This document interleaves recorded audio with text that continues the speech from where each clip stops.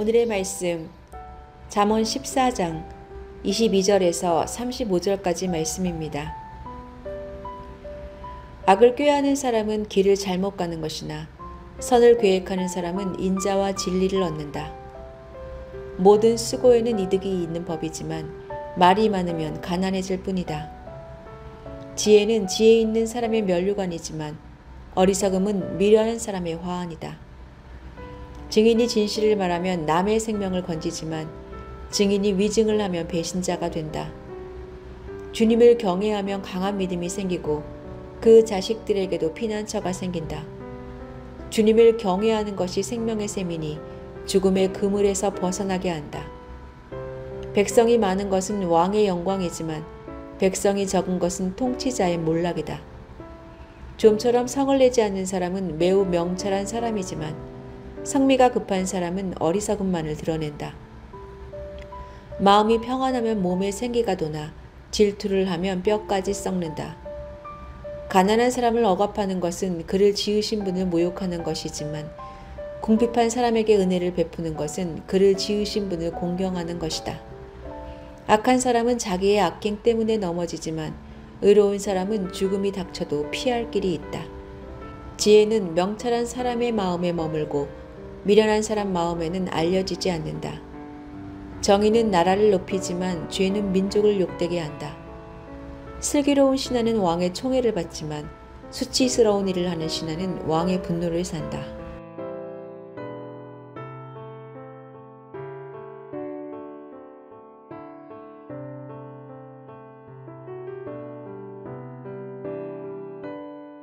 요즘 자주 일어나는 항공기 화재의 원인 중 하나가 과충전된 보조 배터리 혹은 전자기기입니다. 배터리는 충전 용량의 약 80% 정도를 충전하고 지속적인 사용을 통해서 방전과 충전을 해주는 것이 좋습니다.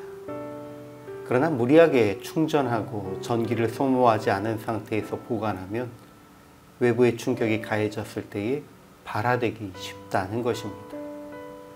부족하면 충전하고 사용해야 할 때 사용하는 것이 좋다는 것은 가장 기본적인 원리입니다. 그런데 사람은 창고를 쌓아놓고 욕심껏 쌓아 올리고 또 그곳에 밀어넣습니다. 그렇게 사용하지 않는 재물은 결국 화를 가져옵니다. 그러나 합당하게 사용하면 진가를 발휘하고 빛나게 됩니다. 오늘 본문도 지혜로운 자와 미련한 자를 대비시켜 기록합니다. 미련한 자는 악한 것을 계획하고 잘못된 길로 갑니다. 그들은 거짓을 퍼뜨리고 속히 노하며 시기하고 가난한 자를 학대합니다. 그들의 죄는 백성을 욕되게 하고 결국 왕의 진노를 당하여 환난에 엎드러질 것입니다. 그러나 지혜로운 사람은 선을 도모하고 인자와 진리 가운데 행합니다. 그들에게는 지혜가 면류관이 되며 노하기를 더디하며 마음을 지킵니다. 또 궁핍한 이들을 불쌍히 여기며 공의로 나라를 영화롭게 합니다. 그러므로 지혜로운 이들은 하나님과 왕에게 은총을 입을 것입니다. 이와 같이 악을 도모하는 사람과 선을 도모하는 사람의 삶은 전혀 다릅니다. 기본적으로 악을 도모하는 이들의 삶에는 시기와 거짓과 분노와 차별, 학대 등이 가득하여서 마음이 평안할 날이 없습니다. 그들은 무엇 하나 있는 그대로 받아들이지 못하고 의심하거나 시기하면서 마음만 썩히는 것이 아니라 그들의 골수까지 썩게 합니다. 또 자기를 위해 재물을 쌓아두는 미련한 행동을 통해 악을 쌓습니다. 그러나 하나님의 지혜로 선을 이루려 하는 이들은 인자와 진리 가운데 살면서 그 마음이 평안하고 주어진 재물을 창고에 쌓아놓는 것이 아니라 궁핍한 이들을 도움을 통해 자기 면류관으로 삼습니다. 하나님은 우리에게 재물, 지위, 건강, 자녀 등 좋은 것을 허락하셨습니다. 그러나 이것들을 소유하고 있다는 그 자체로 우리가 빛나는 삶을 사는 것이 아닙니다.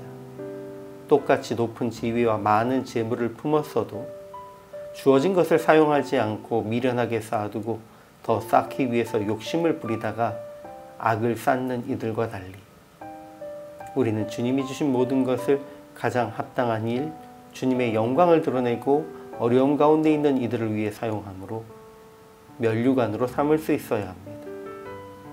오늘 좋은 것을 숨겨두어 빛과 영광을 감추는 것이 아니라 많은 이들을 위해 나누고 베풀고 사용함으로 그 빛을 드러내는 우리의 삶이 되어지기를 소망합니다.